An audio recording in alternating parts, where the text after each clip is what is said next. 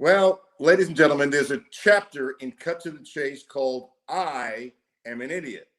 And I just did it. I am an idiot. So let me say hello to my partner, Dr. John Wong, co author of Cut to the Chase, the man who saved the book and saved humanity. And let me tell you what I did, Doc, and if you promise not to laugh at me. We're all idiots in one way or another, Alan. So I can't promise you I won't laugh, but go ahead. I didn't have coffee this morning on purpose. I was drinking 5 to 7 cups a day. I was up to that. And my doctor told me I should cut back to 2. And so this morning I thought I'd be brave and not drink any coffee to see if I get a headache. And I just don't feel normal without coffee. Now, the description of normal can go anywhere you want. Should I cue the violin music right now, or should we go ahead and cut to the chase? Let's cut to the chase. It's Father's Day coming up, and we believe, and we're biased, that this would be a lovely gift for fathers on Father's Day, mothers on Mother's Day. And so we're using this for a little plug for our book, where you all who have read it have made some amazing comments. I told you the story what happened the other day. I was walking in a neighborhood, and this gal walks up to me. I've never seen it before. And she said her sons bought the book as a Christmas gift for her husband. Her husband hasn't read it. She did. She had knee replacement. And she said it really helped her when she was sitting in the chair. She loved the book. She's even thinking about reading it the second time. And she scolded her husband who hasn't read it. I don't want to give her name out. Neither he nor I've never met this lady before. But she absolutely loved it and was talking about all kinds of things that were in the book, so that we say thank you. Yeah, it's those kind of stories, Alan, that really hit home right here and really make me want to continue to try to get the word out, because you and I both know that we poured our heart into this, and there are a lot of great stories. But on these little segments on YouTube, what we want to do is give you a little bit behind the scenes of what was going on and how the book came together. So we'll do a little blurb on that. But for the father who has everything, I can't think of a better gift than this particular book. You know, everybody knows about Alan Cutler, the on-air personality, the WLEX guy who was bold, brash, arrogant, cocky. But I don't think very many people know about the real Alan Cutler. And I got to know Alan real well during those numerous times we sat across the breakfast table from each other. I learned some things that you probably would just not believe. But the Alan Cutler that I know actually has a heart. The Alan Cutler that I know is an excellent father, is an excellent husband. And, you know, one of the things, Alan, that I wanted to do, your stories are great. They stand on their own. But what I wanted to do was capture the life story of Alan Cutler. I wanted to know how a New York Jewish person who loved to do radio, how they wound up doing TV of all things in little old Lexington, Kentucky. So those first few chapters kind of summarize that. And what I noticed, Alan, there were so many stories that you put in there. How did you decide what you wanted to include in those first few chapters? Kind of ad-libbed off the cuff. I did it by feel. I trusted myself, something you and I have talked about privately a lot. I just said, let's go. I'm going to trust myself, and let's see where it ends up. So it was really trust. Trust is a big thing.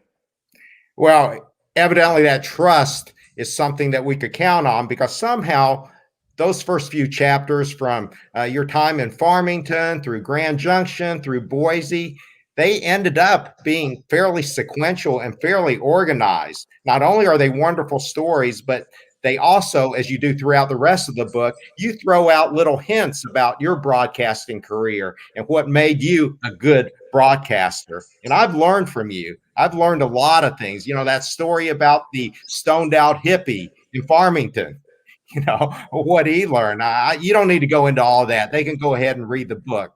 But it's little vignettes like that that I really think make it stand out. There's a love story in there, too, about how you met Judy. Boy, you talk about out kicking your coverage, marrying above your pay grade. That is one fine lady from that standpoint. And so when you read about how Alan and Judy met, make sure you have some tissues handy, because that's going to cause Niagara Falls to come down. Oh, stop. It's not going to cause Niagara Falls. And that stoned out hippie taught me the best lesson I ever got in broadcasting. And I'm like, a lesson a year out of college in Farmington, New Mexico. The point of that is you never know who you're going to learn from and where you're going to learn. Speaking of learning, I cannot believe, I know you're not a big NBA guy, and I am. I can't believe these guys who make gazillions can't hit free throws. Ben Simmons last night shoots 4-14. Philly's up by 26. Atlanta comes back and wins 4-14. And he looked nervous. And the Greek Freak the night before, 4-7.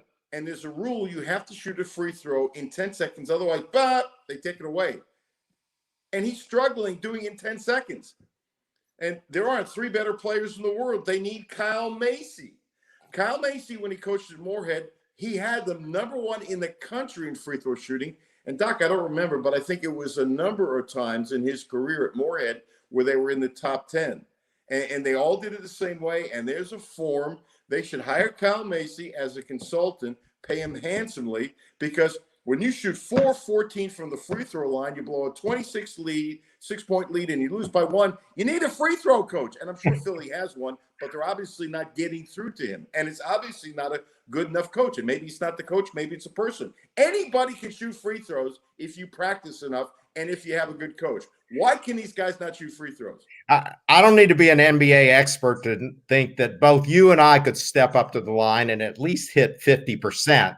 Right? We could go ahead and do the Macy routine, wipe our socks, bend our knees, get down there, and we could hit 50%. We could hit. Wait a second. Or 19,000 people screaming at you and you're in your shorts. That's different. All right. I might be able to hit 1 out of 10. I probably wouldn't even hit the rim. Okay.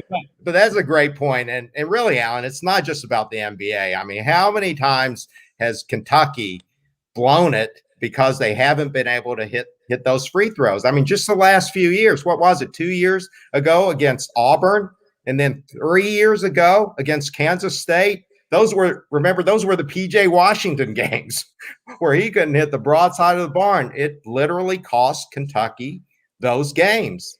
One of my favorite UK players is Najee Muhammad because he made himself into a player. He was 0 for 6, if I remember, against Arizona in the national championship game. He hits half his free throws. There's no overtime. They win. Potentially cost Kentucky a three-peat during that period, right? Yeah. Free throws have cost Kentucky a lot. Okay. And I got to tell you, I'm going to laugh at this. It's a hot story this week. The silly season. There are not 1, not 2, not 3, but 6 openings in the NBA, and Cal's name gets thrown out there. I think it was by Yahoo Sports. Cal is not going to the NBA, and there's a lot of reasons. You know, I'm yelling now. Well, you can't yell at players like Cal yells at players. If you go to the NBA and you yell at players, guess what we're going to do? Turn off their listening ears. He's 62. First of all, the 6 jobs open. None of the 6 are going to win the NBA championship next year. Okay. Some of them could easily win more than they lose, but he's got no shot of going to the Final Four in the NBA with any of those jobs unless they make some drastic changes, and maybe they can. So that's possible. Odds are not very good. So why would he go? They're not going to pay him as much. Okay. You can't win. It's nuts. It's nuts. Not only is it nuts, and I say this with all due respect, Alan, but who would actually want Cal as their coach? I mean, seriously, think about it. What has he done, both from an accomplished standpoint and a performance standpoint, to warrant getting an NBA job? The guy is a college coach. His heart belongs on the college basketball courts, leading young men. I know he's leaked it out before that he's had NBA people pursue him. Who wouldn't want that? He's got a big ego, almost as big as yours. No. How many times in the book have you alluded to the fact that you had other people pursuing you for jobs? And even though you may not have been interested, everybody wants to be pursued. Everybody wants to be wanted. But Cal, his heart is in college. He's always talked about servant leadership. He's talked about ending generational poverty. You know what the best image of Cal is in my mind? Remember when they went down to Bahamas a few years ago? What did they do? One of their first events was with Samaritan's Feet. where Cal took the team and showed what it was like to wash those kids' feet. He presented them with shoes. He showed them what would Jesus do in that particular case. He washed his disciples' feet. So this is Cal. That's who he is in my mind. I personally think he's going to retire here, Alan. I mean, everybody wants to pursue the highest level of their career, of their professional career. And obviously the NBA is the highest level. But Cal is a college coach. He's changed his thinking over the years. He knows what's important to him. I think he's here to stay for as long as we'll let him. We didn't put it in the book, but we shot one of the Samaritan's feet. They let us do it exclusively. I don't even know if I told you this, Doc. No. They played an exhibition in Canada. Remember that? Yes, and I do. We drove to Canada, and we were if I remember right, I'm sure of it, we were the only TV station to do it. So they allowed me and my camera to shoot the Samaritan's feet. And I don't know who got more out of it, the young people who had their feet washed or the basketball players. It was tough to tell, but the thing is, it's beautiful on both sides. And it moved the players. It moved the young people. It moved me. It moved our camera guy. And, you know, you're in the room and they let us do what we wanted, but we were respectful not to bother anybody. But we got up close and we got some really good shots. I mean, it's one of those moments you go, wow, this is a college coach who's teaching his kids these lessons about life. And that's just a great example. And by the way, Cal has turned down NBA jobs. He really has. And that's the truth. And I wonder if he's ever second guessed things in the back of your mind, like we all do about certain things. But how do I put this nicely? I don't think any of those 6 teams really want Cal. Yeah. It's just not the right fit.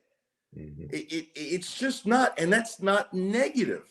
I mean, it really isn't. I mean, look, Rick Pitino, I don't think would be a fit for the NBA again because he yells and screams in how he coaches. He's just not a fit. The NBA has changed since Cal was in New Jersey. It's just changed. We all want to make a difference in the world. And Cal making a difference is here at the University of Kentucky leading these young men. It's not going up against people like LeBron, other big egos in the NBA. That's not him. One of my favorite quotes, Muhammad Ali, a man who thinks the same way at age 50 as he did at age 20 has wasted 30 years of his life. Cal has evolved in his thinking. He knows what's important to him, and that is making a difference in the lives of these young men. He can do that best here in college. I agree. Now, one other quick thing before we end this. When I met Cal and got to know him in Pittsburgh when he was assistant coach, and I've said this many times, I knew he'd become a big-time coach. I had no idea he'd be here. I mean, it was obvious he was going to be a big-time coach. He had that persona and aura and energy and enthusiasm and the connections about him. He had the whole package. I mean, I wouldn't have guessed he'd have done a Samaritan's feat. I think Cal has grown and changed tremendously. Doc, you want to know something? I need a cup of coffee. All right. Go do it. Hey, Alan, happy Father's Day. Happy to all the other fathers out there. Please buy the book. Do yourself a favor. Have a great